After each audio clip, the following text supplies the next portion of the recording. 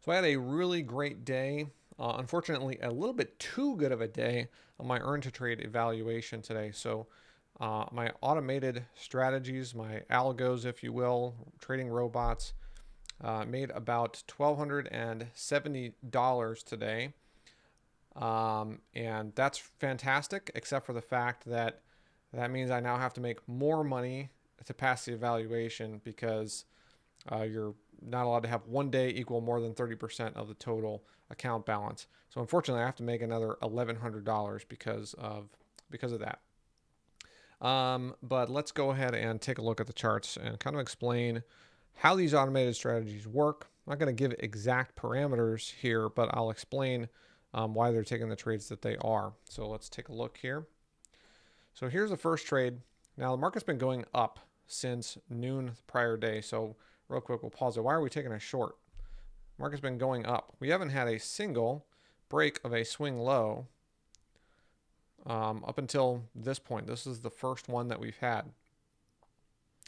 So I'm sort of a contrarian when it comes to trading because, well, we know that most people lose money. So what are most people looking to do in an uptrend? They're looking to buy. And I'm not saying that that's normally a bad thing. However, you should recognize that most days that start out looking like trendy days end up becoming rangy days, right? So that's built into this strategy. There is a reason for it. Trying to take a short here. Let's go back to the screen and watch how this trade plays out. It's playing at 2 times speed, fast forwarding a little bit. It does end up hitting the target. And by the way, a target was, we almost hit the bottom tick there before the market reversed and then continued to go higher for the rest of the day. So it was very close to being a losing trade, to be 100% fair. Let's see how much further it actually goes down here. Yeah, bottom's out there. And then we would have been stopped pretty shortly after this, right?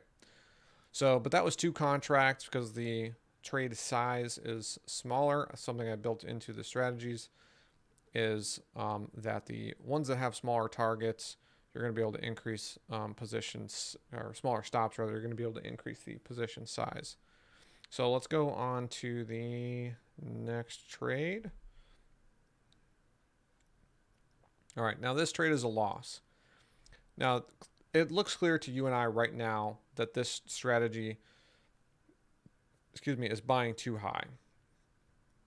But I have to tell you, this is actually my most profitable strategy. So this one ends up losing, barely goes in our direction at all. And we can see we have a pretty large, a very substantially sized target. It's buying near the high of the day. Why would we do that? It has become clear at this point that it is likely the market is going to continue trending up today. So what should you do in an uptrend? Well, you should buy for sure. And where should you buy? Well, there's 2 theories. You can either buy when it's going down using something like, basically trying to get into a pullback near the bottom, or you can buy breakouts. And a lot of breakouts don't work, but a lot of them do. You ever find yourself, I'm going to sell the high of the day or sell above a swing high, and then you just get completely wrecked, right? So there is logic behind this, and there's a lot of testing that goes behind this. There is a multi-time frame analysis that happens to tell us not only which direction we should be trading, but how large the stops and targets should be. So this is based off statistical data. We know that this target and this stop are the correct size for the range that we are likely to get today. So it's actually fairly sophisticated. This trade ends up losing. We'll fast forward so you can see that.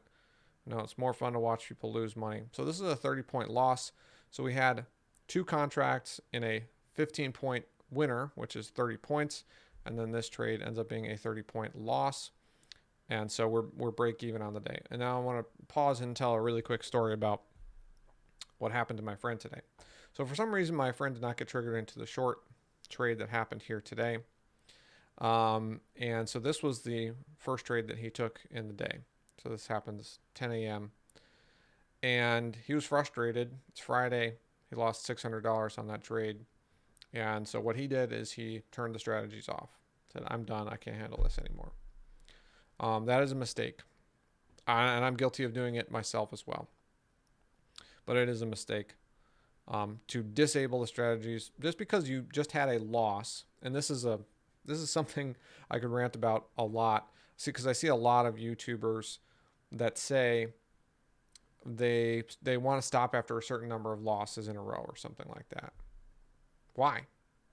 Outside of trading psychology, having a certain number of losses does not mean your next trade today is going to definitely be a loss, right? Trading psychology, I understand, but there is no statistical reason to stop trading after you've had a certain number of losses in a day. Nor is there a reason, because I hear other people saying, well, I have a max daily loss. Again, what difference does that make? Does your drawdown reset overnight? No. Okay. So how do you know you're not going to go deeper into drawdown on your first trade the next day? Whether that happens or not, there's a 50-50 chance, because the market can only do two things, go up or go down, right? So it's a 50-50 chance. Either it's going to go up or it's going to go down in your next trade, whether you do that today or tomorrow or in 10 days or whatever. Again, caveat that, of course, trading psychology does play a role in this. And that is really where automated trading plays a major factor for me. And I don't know if I said this in this recording already, but I was not even home while these trades were happening. And I find it is usually best when you are trading automated. You want to monitor when you get into a trade, and you want to maybe have like a kill switch in case the strategy breaks. There's some kind of a technical error that leaves you in a trade when you shouldn't be in one. But other than that, you shouldn't be touching it at all or be looking at what's happening, especially when you're in a trade. So we'll go to the next one here.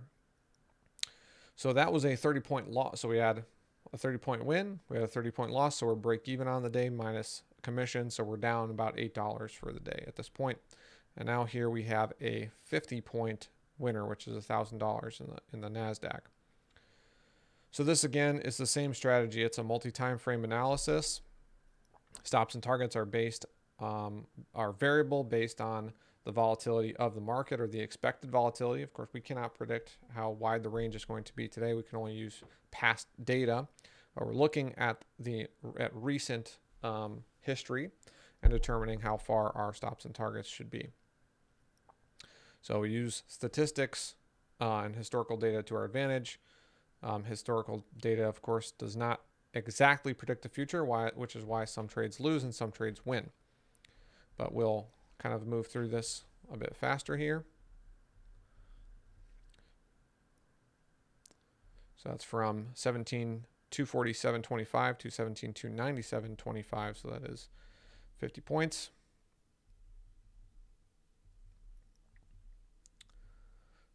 Barely goes into any sort of drawdown here. Now, again, I was not able to manage this trade at all, and it's sort of fortunate, right? Sort of unfortunate as well, because it sort of negatively affected my account in a sick kind of sense with the consistency rule that Earn to Trade has. But I did actually, the only way that I had to see what was happening was that I could log into my YouTube channel and watch the live stream remotely, which I did at this point. And I was watching this trade and I'm up 20 points and I'm like, oh, that's $400. I got to close it now. I'll be up $400 on the day. That's good enough. And, probably would have done that had I had the option to.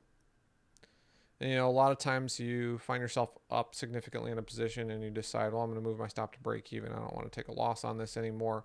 And I'm, of course, guilty of that. Well, let's move forward here, see if we can find, let's see what ends up happening with the trade. So the trade comes back against us. All right, so if we had moved to break even, we'd now be out of that trade. And the friend that I was talking about, he did this with this exact strategy a few days ago. Trade went up, trade went down. He was positive, $500 or something on the trade. It comes back against him. He gets frustrated. It goes in his favor a little bit. He gets out at break even, and then the trade went on to make $1,000.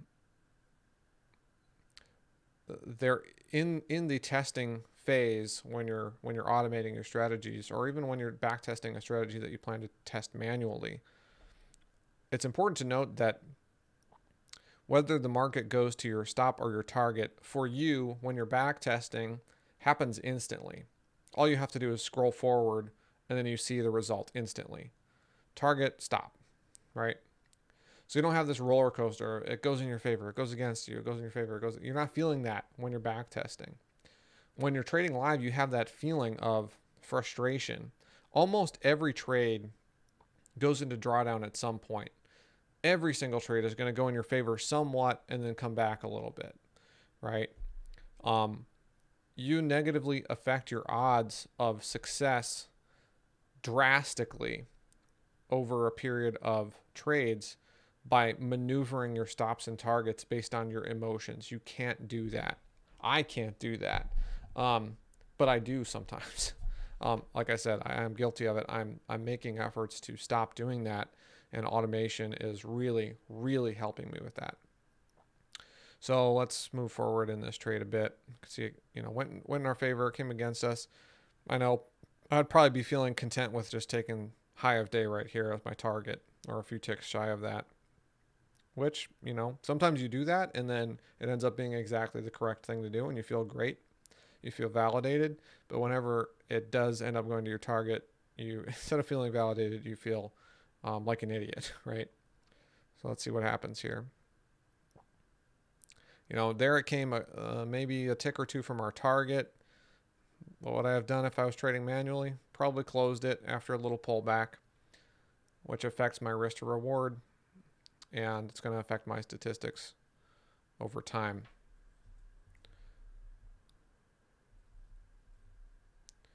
So let's move forward. That's another advantage of analysis after the fact is, oh man, that's so easy to see that the correct thing to do is hold on to the trade. All right. And then pretty much instantly we get filled into our, so that's trade 3, 50 points. We go right into trade 4 right after we're out. Again, buying a high of the day. You must be crazy to do this, right? So let's see what happens.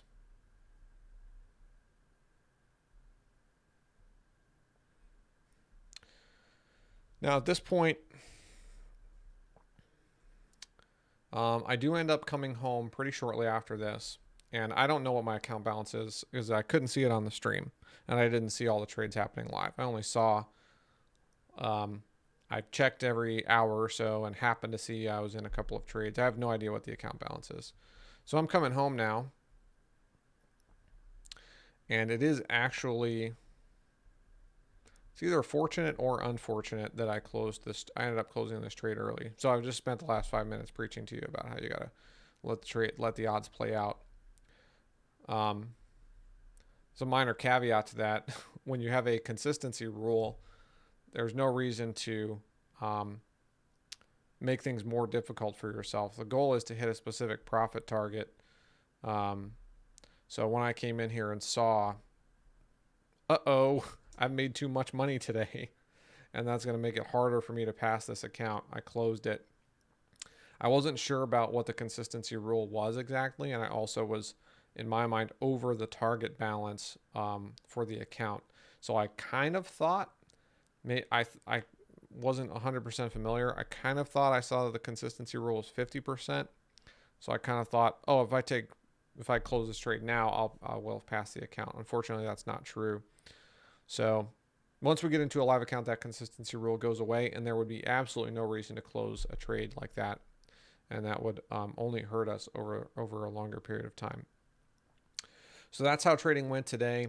Some of these trades and some additional different strategies were running on my Apex accounts, and I ended up making $800 on live accounts, and about $200 on an evaluation account because I had a couple of losers on that account that were not copied over to my other live accounts rather. So overall, had a really good day, up over $1,000 or up over $2,000 rather, across all of my accounts. 100% automated, not even at my desk. So that's how that went.